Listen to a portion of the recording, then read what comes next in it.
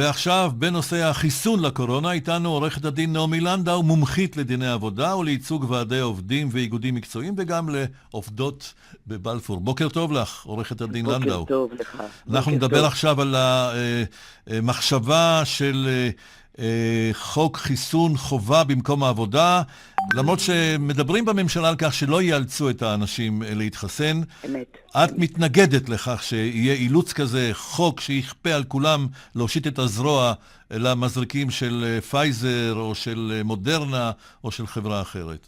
בוודאי, בוודאי. הרי יש לנו חוק יסוד, שקוראים לו חוק יסוד כבוד האדם וחירותו, שקובע מפורשות שלא פוגעים בחייו, בגופו או בכבודו של אדם באשר הוא אדם. ואין שום הבדל בין עובד מערכת הבריאות לבין אדם אחר.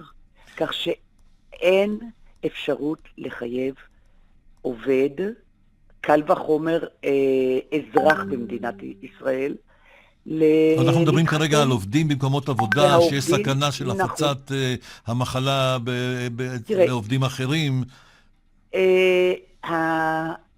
האפשרויות הקיימות קיימות. ירצה המחוקק לחוקק חוק, יעמוד בפני פסקת הגבלה שקיימת בחוק היסוד, יערערו או יפנו לבג"ץ, זה לא יעמוד. אני כבר אומרת, זה לא יעמוד. גם כשאנחנו מדברים עכשיו לא על שפעת שאנחנו רגילים שכל שנה תוקפת אותנו, מי שרוצה מתחסן, מי שלא מאמין בחיסונים לא מתחסן, אלא מדובר במגפה עולמית שמסכנת מיליארדים של בני אדם.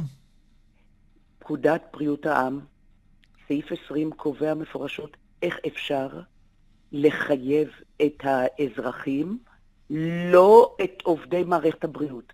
זאת אומרת, אף פעם לא ניתן להפריד בין אזרחי מדינת ישראל לבין עובדי מערכת הבריאות. יש חובה מוסרית, אולי, יש חובה אישית, אולי, יש חובה מקצועית, אולי, אבל זה לא חובה, אלא זו המלצה.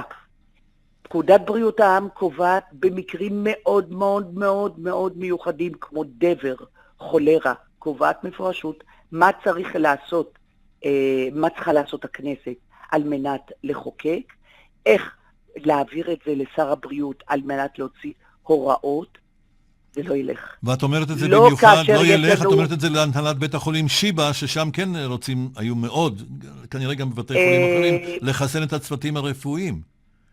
כולם רוצים לחסן את הצוותים הרפואיים, משום שהם עומדים בחזית של הפנדמיה הזו, בחזית. לא, וגם האזרחים מסתכלים, את יודעת, אם הרופאים לא מוכנים להתחסן, אז כנראה החיסון הזה לא כדאי, האם החיסון הזה הוא שיביא את הבשורה הטובה?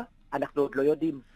אבל ברגע שה-FDA האמריקני יאשר גם, אז את תגידי, את באופן אישי לא תתחסני? אני סתם שואל אותך שאלה אישית. לא, אותי? אני עוד לא החלטתי. יכול להיות שכן, יכול להיות שלא. אני בטוחה שאני אעשה את השיקול שלי ככל אדם אחר במדינת ישראל. אבל אין אפשרות לחייב כרגע. עורכת הדין נעמי לנדאו, אני מודה לך על הדברים. בוקר טוב. תודה.